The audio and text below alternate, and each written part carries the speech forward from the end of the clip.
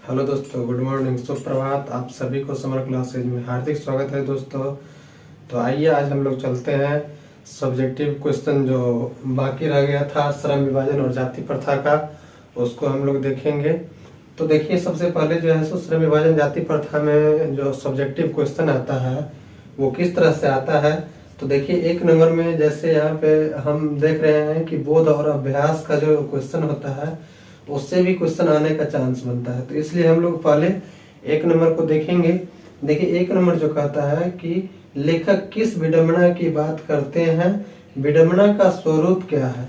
तो देखिए, यहाँ कह रहा है कि लेखक के लिए विडंबना की बात यह है कि इस आधुनिक युग में भी जातिवाद के पोषक की कमी नहीं है। सही बात है दोस्तों कि आज के आधुनिक युग में भी जातिवाद के पोषक की कमी नहीं है। ठीक है, तो देखिए इससे आगे हम लोग देखेंगे दूसरा जो कह रहा है, ये दूसरा को हम लोग देखेंगे। कहता है कि जातिवाद के पोषक उसके पक्ष में क्या तर्क देते हैं।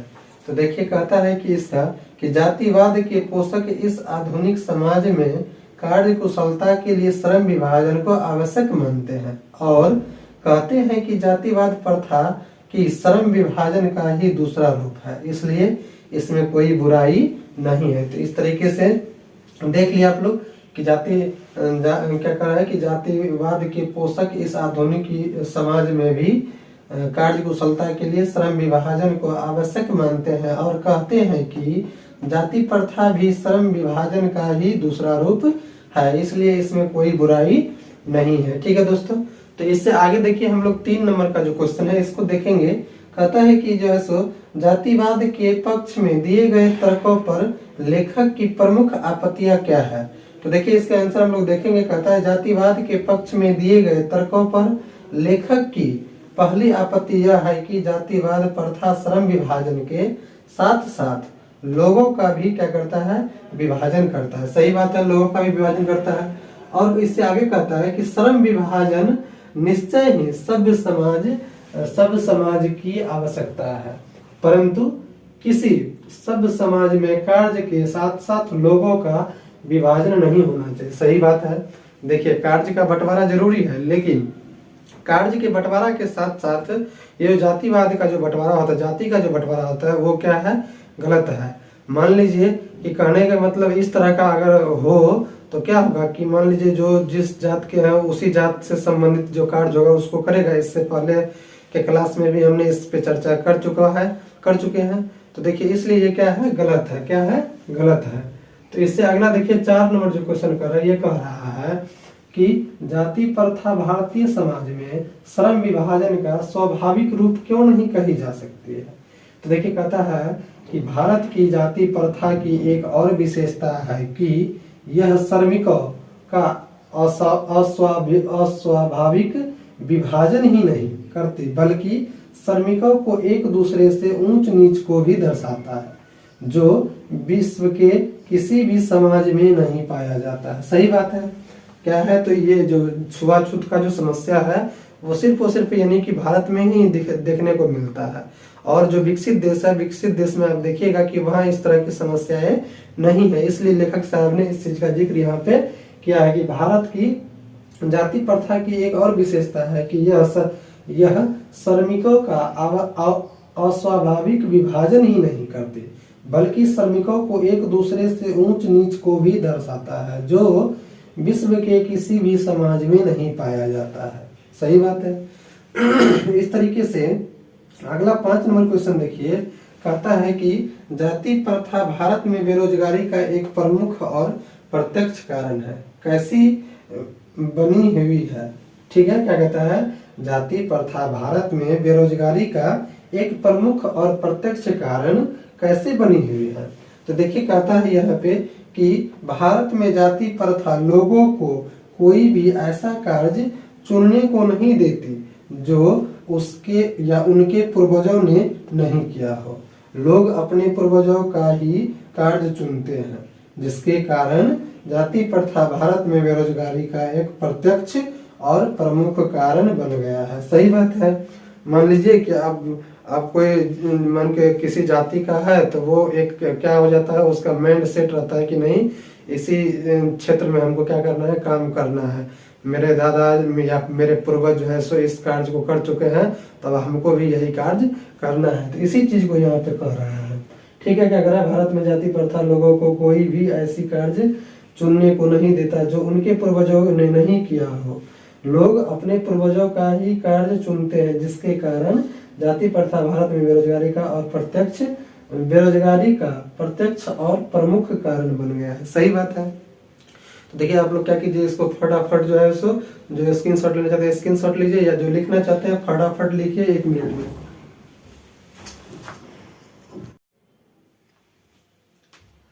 शायद आप लोग लिख लिए होंगे। तो देखिए इससे आगे अब हम लोग चलते हैं। जो 6 नंबर क्वेश्चन कहता है, क्या कहता है 6 नंबर क्वेश्चन, तो आइए देखते हैं। देखिए यहाँ पे 6 नंबर क्वेश्चन कह रहा है कि लेखक आज के उद्योगों में गरीबी और उत्पीड़न से भी बड़ी समस्या किसे मानते हैं और क्यों। तो देखिए कहता है इसका आंसर कि लेखक गरीबी और उत्पीड़न से भी बड़ी समस्या जाति प्रथा को मानते हैं। किसको मानते हैं, जाति प्रथा को मानते हैं। क्योंकि देखिए कहता है क्योंकि जाति प्रथा लोगों को अनेक स्वभाव के अनुसार कार्य चुनने को अनुमति नहीं देती है। सही बात है कि लोगों को जो है सो अपने स्वभाव के अनुसार क्या करता है, तो कार्य नहीं चुनने को देती है। क्या करती है, कार्य नहीं चुनने को देती है। तो देखिए यही चीज कह रहा है कि जो है सो लेखक गरीबी और उत्पीड़न से भी बड़ी समस्या जाति प्रथा को मानते हैं। सही बात है, जाति प्रथा को मानते हैं क्योंकि जाति प्रथा लोगों को अनेक स्वभाव के अनुसार कार्य चुनने की अनुमति नहीं देता है। सही बात है कि लोगों को जो है सो अपने अनुसार जो है सो कार्य चुनने की अनुमति नहीं देता है। ठीक है, तो देखिए इससे आगे हम लोग देखते हैं 7 नंबर जो क्वेश्चन कर रहा है, कह रहा है कि लेखक ने क्या कर रहा है, लेखक ने पाठ में किन पहलुओं से, क्या कहता है, लेखक ने पाठ में किन पहलुओं से जाति प्रथा को एक हानिकारक प्रथा के रूप में दिखाया है। क्या किया है, हानिकारक प्रथा के रूप में दिखाया है। तो देखिए क्या कर रहा है आंसर, कहता है इस पाठ में लेखक, क्या कहता है, इस पाठ में लेखक ने कई पहलुओं से, क्या कहता है, कई पहलुओं से जाति प्रथा एक हानिकारक प्रथा बताया गया है। क्या किया गया है, हानिकारक प्रथा बताया है, जिनमें आर्थिक और रचनात्मक, क्या कहता है, जिनमें आर्थिक और रचनात्मक पहलू सबसे प्रमुख है। क्या है, आर्थिक और रचनात्मक पहलू सबसे प्रमुख है। ठीक है, तो सही बात है कि जो है सो इसमें जो है सो क्या कह रहे हैं लेखक साहब कि कई पहलुओं से जाति प्रथा एक हानिकारक प्रथा बताया गया है, जिनमें आर्थिक और रचनात्मक पहलू सबसे प्रमुख है। सही बात है, लोगों का जब जाति प्रथा जब ये किया जाता है, बांटा जाता है, तो आर्थिक दृष्टि से भी लोग क्या होते हैं, पिछड़ जाते हैं, और रचनात्मक दृष्टि से भी, रचनात्मक पहलू से भी वो क्या होते हैं, पिछड़ जाते हैं। ठीक है, तो इससे आगे देखिए हम लोग देखते हैं 8 नंबर जो क्वेश्चन कह रहा है कि सच्चे लोकतंत्र की स्थापना के लिए लेखक ने किन विशेषताओं को सबसे आवश्यक माना है। क्या कहता है कि सच्चे लोकतंत्र की स्थापना के लिए लेखक ने किन विशेषताओं को सबसे आवश्यक माना है। तो देखिए कहता है कि सच्चे लोकतंत्र की स्थापना के लिए लेखक डॉक्टर भीमराव अंबेडकर का मानना है कि यहाँ के लोगों के बीच में दूध और पानी के मिश्रण के जैसा भाईचारे होना चाहिए। क्या होना चाहिए, दूध और पानी के मिश्रण के जैसा भाईचारे होना चाहिए, तभी जाकर क्या होगा क्या करा, तभी जाकर सच्चे लोकतंत्र की स्थापना होगी। किसकी स्थापना होगी, सच्चे लोकतंत्र की स्थापना होगी। सही बात है, अगर मान लीजिए कि सभी के बीच जब क्या होगा, दूध और पानी की तरह मिश्रण की तरह जब भाईचारे होगा, तभी जाकर करके क्या हो सकता है, तो एक सच्चे लोकतंत्र की स्थापना हो सकता है। ठीक है, नहीं तो सच्चे लोकतंत्र की स्थापना नहीं हो सकता है। सही बात है, नहीं अगर इस तरह की नहीं रहेगा हमारे समाज में, एकता का, अपनत्व का भावना नहीं रहेगा, तो क्या हो सकता है कि जो है सो सच्चे लोकतंत्र की स्थापना नहीं की जा सकती है। ठीक है, तो देखिए इससे आगे हम लोग चलते हैं, देखते हैं, कहता है भाषा की बातें। ठीक है, देखिए कहता है कि जो है सो निम्नलिखित के, क्या कहता है, निम्नलिखित के विलोम शब्द लिखे। क्या कहता है, निम्नलिखित के विलोम शब्द लिखे। तो देखिए इसका सभ्य का क्या कहता है, असभ्य होता है, कहता है ना सभ्य समाज। सभ्य समाज मतलब एक जो है सो यानी कि अच्छे समाज, ठीक है। और असभ्य का मतलब होता है कि अच्छा नहीं समाज, यानी अच्छा समाज नहीं होना, ठीक है। देखिए विभाजन का मतलब होता है कि बांट देना, क्या करना, बांट देना। और संगठन का मतलब होता है कि एक रूप में संगठित कर देना, सभी को जोड़ देना, आपस में मिला देना, ठीक है। इसी तरीके से देखिए कहता है निश्चित। निश्चित मतलब निश्चित आप लोग जानते ही होंगे। और अनिश्चित मतलब क्या होता है, अनिश्चित, ठीक है। ऊंच मतलब ऊंच और नीच मतलब नीच। ऊंच का क्या हो जाएगा, विलोम शब्द नीच हो जाएगा, ठीक है। इसी तरीके से देखिए स्वतंत्रता का जो है सो क्या हो जाएगा, तो परतंत्रता हो जाएगा। क्या हो जाएगा, स्वतंत्रता का परतंत्रता हो जाएगा विलोम शब्द, ठीक है। इसी तरीके से देखिए कहता है कि दोष का जो विलोम शब्द होगा वो गुण होगा। क्या होगा, दोष मतलब होता है दुर्गुण और गुण मतलब होता है जो हमारा अच्छा गुण होता है वो, ठीक है। देखिए इसके बाद देखिए कहता है इससे अगला सजग। सजग मतलब होता है कि हमेशा सतर्क रहना, ठीक है। और लापरवाह मतलब होता है कि लापरवाही करना। क्या करना, लापरवाही करना। जैसे आप लोग देखे होइएगा कि कहने का मतलब जो सजग व्यक्ति होते हैं वो अपने कार्यों को क्या करते हैं, पूरी ही सजगता के अनुसार करते हैं, ईमानदारी अनुसार करते हैं। और जो लापरवाह लोग होते हैं वो क्या करते हैं कि हुआ तो हुआ, नहीं हुआ तो पर भी ठीक है, जैसे तैसे जिंदगी को काटना। तो वो लोग क्या होते हैं, लापरवाह लोग होते हैं जो जिंदगी को जैसे तैसे काटता है। तो यही चीज यहाँ कह रहा है, ठीक है। तो सजग का मतलब सजग और लापर, इसका विलोम शब्द क्या हो जाएगा, लापरवाह, ठीक है। इसी तरीके से देखिए रक्षा का मतलब रक्षा और असुरक्षा का मतलब असुरक्षा, यानी कि रक्षा का विलोम शब्द क्या हो जाता है, असुरक्षा हो जाता है। रक्षा मतलब कहने का मतलब जैसे मान लीजिए कोई सैनिक हमारे देश को क्या करते हैं, रक्षा करते हैं। और मान लीजिए असुरक्षा, असुरक्षा जैसे मान लीजिए कोई हमारे देश में बाहरी देश से आकर के क्या करता है, हमला कर देता है, तो वो एक असुरक्षा हो गया, ठीक है। तो यही इसी तरीके से देखिए इससे अगला जो कहता है पूर्व निर्धारण। क्या कहता है, पूर्व निर्धारण। तो देखिए पूर्व निर्धारण जो होता है वो क्या होता है कि किसी भी चीज को पहले कहने का मतलब अनुमान लगा लेना। पूर्व कहते हैं ना आप लोग कि जो है सो ऋषि मुनि क्या किए थे, तो कहने का मतलब जो है सो पूर्वानुमान किए थे कि आने वाला समय जो है सो इस तरह का होगा।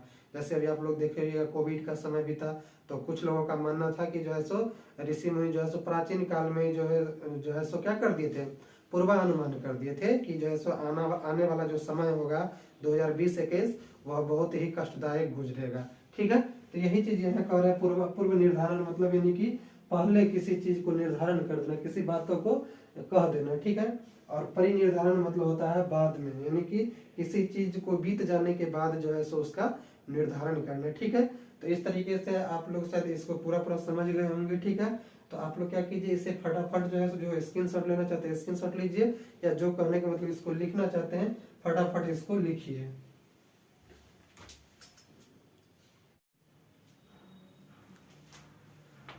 तो शायद आप लोग लिख लिए होंगे। तो देखिए इससे आगे हम लोग देखते हैं, ये जो 4 नंबर क्वेश्चन है, 4 नंबर क्वेश्चन कर रहा है कि निम्नलिखित के पर्यायवाची शब्द लिखिए। तो देखिए कहता है इसका जैसे दूषित का पर्यायवाची शब्द क्या होता है, तो गंदा होता है। क्या होता है, गंदा होता है। इसी तरीके से देखिए कहता है श्रमिक का जो पर्यायवाची शब्द होता है वो क्या होता है, तो मजदूर होता है। क्या होता है, मजदूर होता है। इसी तरीके से पेशे का पर्यायवाची शब्द व्यवसाय हो जाएगा। क्या हो जाएगा, व्यवसाय हो जाएगा।